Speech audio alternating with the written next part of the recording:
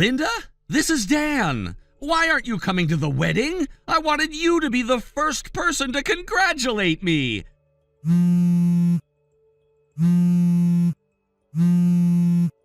What's going on? It's the wedding invitation, the one I gave to Rachel to pass along to you. Why in the world did you return it with not attending marked on it? Why, isn't it obvious? Why would I want to attend the wedding of my ex-husband? But listen, you're a classmate and we have so many mutual friends. If I didn't invite you, it would be awkward, don't you think? It wouldn't be weird at all if you came just like it were a school reunion. No big deal. No, I can't do that. Actually, a lot of people already know that we're divorced, and if they see your ex-wife showing up at the wedding, it's going to make things really uncomfortable. The bride probably won't be too happy about it either. So please don't worry about it. You can just go ahead and have your wedding without worrying what I think. It's your day after all. But you see, that's not exactly how it works. What do you mean? Actually, I want Rachel to be the flower girl. What? Rachel as the flower girl? My wife, Kylie, she's 21 and half Japanese, has spent a lot of time living in Asia. Because of that, she doesn't have any friends here in the US who could be a flower girl. So it's only natural for me to handle this. It's my responsibility, right? But asking your ex-wife's daughter, the daughter of your ex-wife, to be part of the ceremony? That's a bit much, don't you think? Isn't it a great idea? Are you serious? If Rachel thought of you as a father, that would make sense, but do you even realize how long it's been since you last saw her? She knows you only through pictures. And do you think it's a good idea to ask her to do this for free? But listen to me, no matter what, Rachel is still my daughter. On the wedding day, she would only need to fulfill a small role. She'll get to wear a beautiful princess dress and she'll be thrilled. She'll love it. You're being incredibly naive.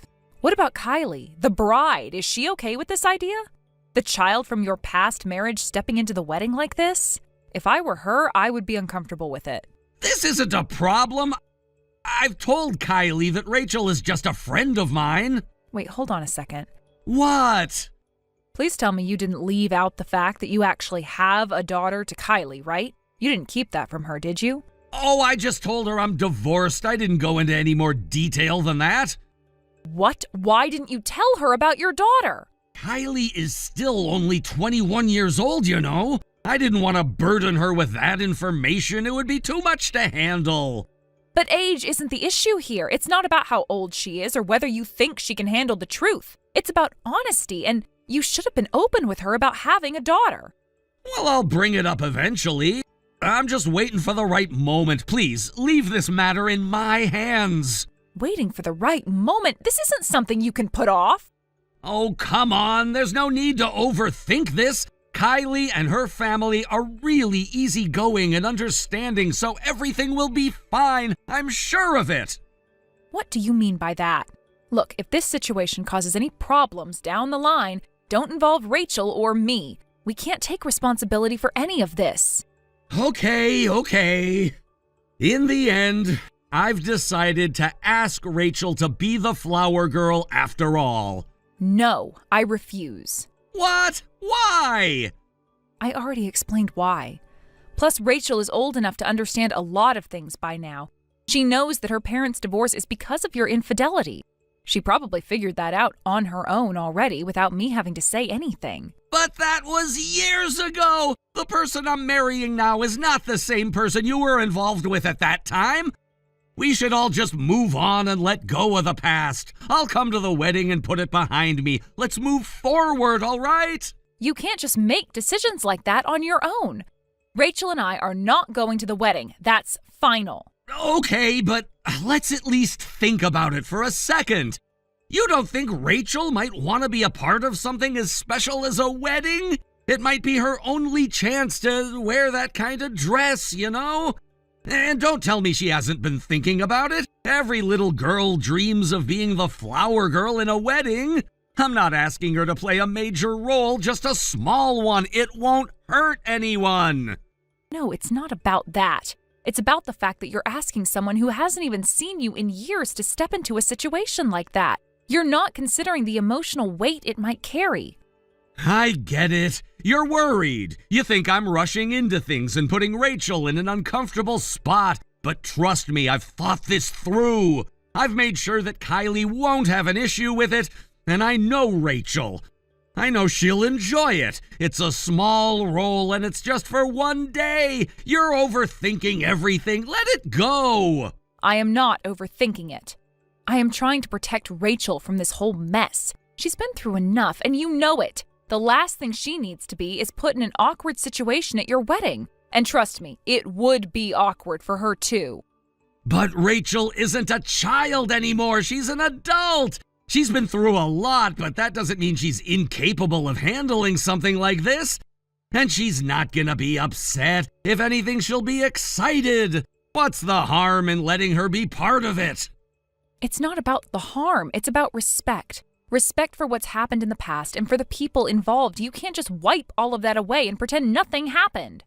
Look, I know we didn't end things on the best terms, and I'm not trying to pretend otherwise. But this is my wedding. This is a new chapter in my life, and I want to celebrate it with the people who matter to me. Rachel matters, and I would like for her to be a part of it, even if it's just in a small way.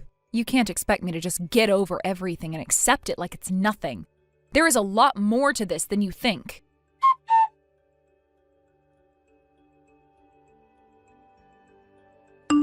Hey, Linda!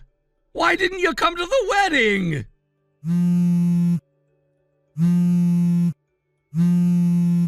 Hey! Answer me! Why aren't you picking up the phone? This is seriously frustrating! What? Why didn't you show up today? The wedding was important and I needed you here. Why did you tell me you weren't coming? Well, I told you I wasn't coming. You already knew that, right? No! I told you that I would change my attendance to yes, and I expected you to show up. You said you would. We even talked about it last week, remember? I said I wasn't coming. Neither Rachel nor I were going, and that's final. Because of that, everything's turned into a disaster here. You seriously have no idea what you've caused by not being here. A disaster? Yes, a disaster. I was in the middle of the ceremony preparations when I had to deal with the fact that you two weren't here.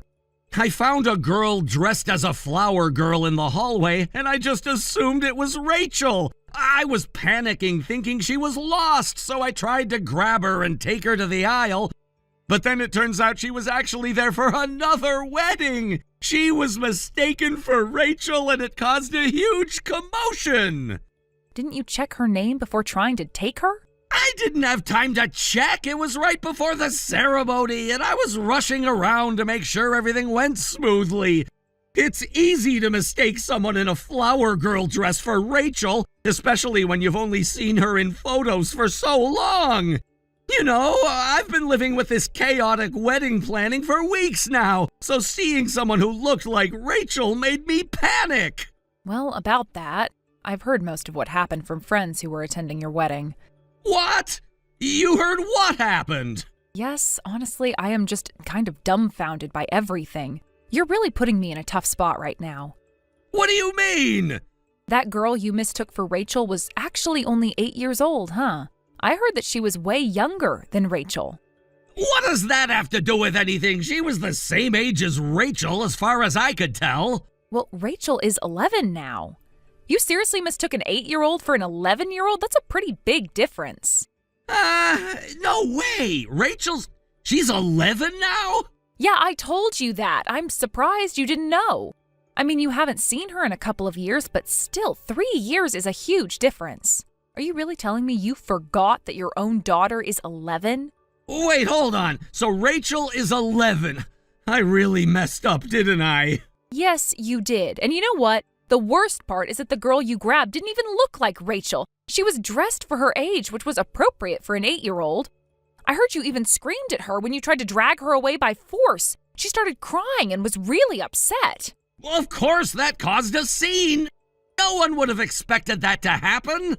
I was just trying to make sure everything went smoothly, but then everything fell apart. Wait. You're telling me that the girl I thought was Rachel was 8 years old and I still got it wrong? Yes, and it was a mess. you need to take responsibility for what happened here. But the real problem is what happened after you tried to grab her. What do you mean? Well, I heard after the whole mix-up, you yelled at the girl. You even shouted, "Listen to what your father says," when you tried to drag her away. That's really bad, you know. Wait a second. Did I say that? I don't remember yelling that. Apparently you did. One of the bride's relatives overheard you. And from what I've been hearing, it wasn't just the girl who was upset. People who were nearby could hear everything. This is getting out of hand. I can't believe I messed up like this.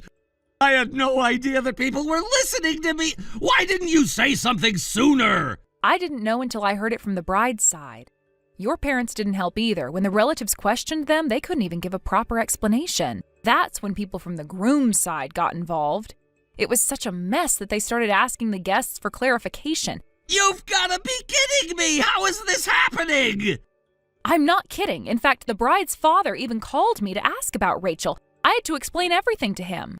Wait, what? You told them everything about Rachel? Yes, I had to. I told them everything about Rachel, and they asked me about the reason for your divorce. So I had to tell them about your affair, too. No way, you didn't! I told you that you should have explained things properly to avoid causing all this trouble. Now it's spiraled out of control. I don't believe this. You're just making everything worse by telling people about Rachel and my divorce. No, I'm just telling you the truth. You should have handled this better from the start. This mess is on you, not me. Wait, you're really acting like this is some other person's problem. How are you so calm about it? What do you mean? You're the one who's involved in this, and I'm the one who's trying to make sense of all this chaos. You're just sitting there not doing anything to help me out. If Rachel's involved, shouldn't you be helping me out too? Excuse me? Are you even listening to yourself? What? The issue with Rachel is your problem, not mine. Don't try to make me your scapegoat just because you can't handle the situation. I'll help as much as I can, but I'm not going to take the blame for your mistakes. You've got to be kidding me! You're not even going to help me fix this? I'm helping in my own way, but there's only so much I can do. You've made things worse for yourself by keeping quiet about Rachel all this time. Don't expect me to clean up your mess. Wait, what do you mean by that? Are you seriously just going to sit there and do nothing? I've been doing all I can, but I am not your personal assistant. You need to take responsibility for your actions. Fine, I get it, but this is really going to cause problems. My whole life is falling apart right now, and you're acting like it's not a big deal. Maybe you should have thought about that before everything went down like this.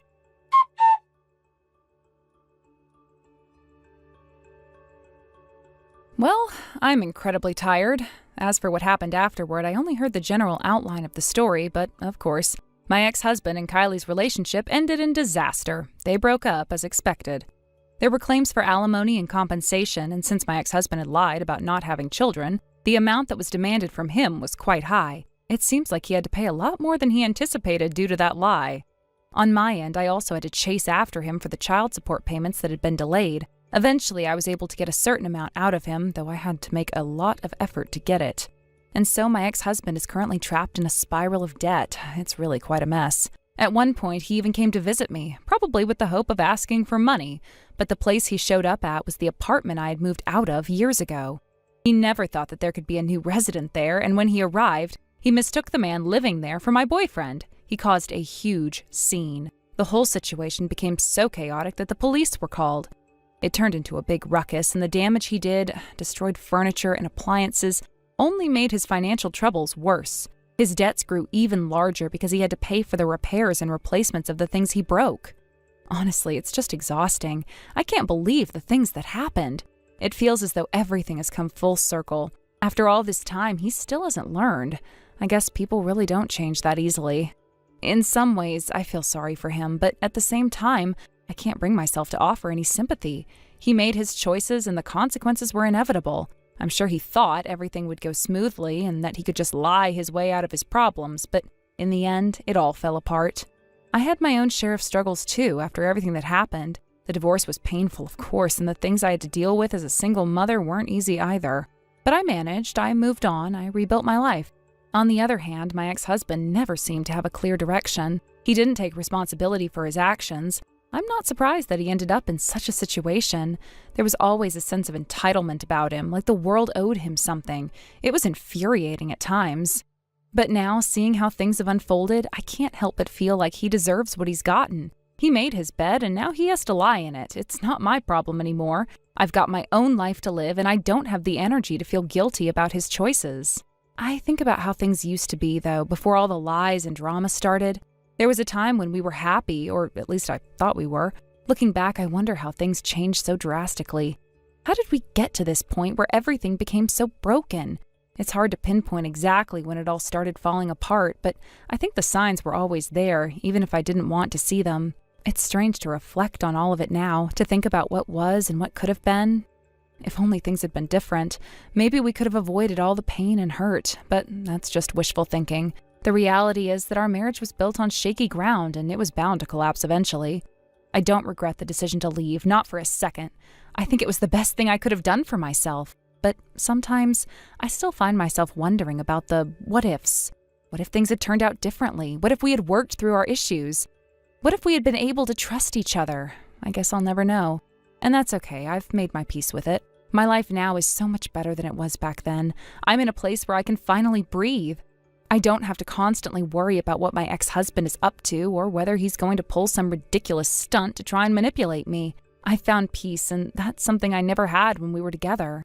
When I look at my current situation, I can't help but feel a sense of relief. I'm free from the past, free from the chaos he brought into my life. It took a long time to get here, but I'm finally in control. It feels good to be in charge of my own future. And as for him, well, he's on his own now. He has to deal with the mess he created. I'm not going to waste any more time thinking about him or his problems. I've learned that lesson the hard way. It's amazing how much you can change when you finally let go of someone who's been holding you back. I used to be so concerned with making things work, with trying to fix everything.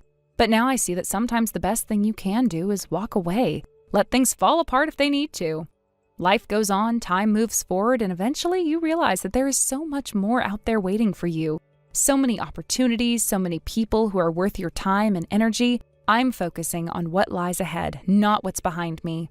Looking at my ex-husband now, I see a man who's stuck in his own mess, struggling to find a way out, but he's alone in it. He has no one to rely on anymore. And while that might seem sad to some people, I can't bring myself to care. He made his choices, he has to live with them. At the end of the day, it's all about moving forward. It's about not letting the past define you. And I refuse to let my ex-husband's mistakes shape my future. I am done with him. So yes, it's exhausting to think about everything that's happened, but I'm not going to let it weigh me down. I've learned my lessons, and now it's time for me to enjoy the life I've built for myself. Thank you for watching and listening. We hope you enjoyed the video. Don't forget to like this video and subscribe. Also, feel free to leave a comment about what you thought of the story. We look forward to seeing you at the next story. Thank you for watching. Please subscribe and hit the like button. See you next time.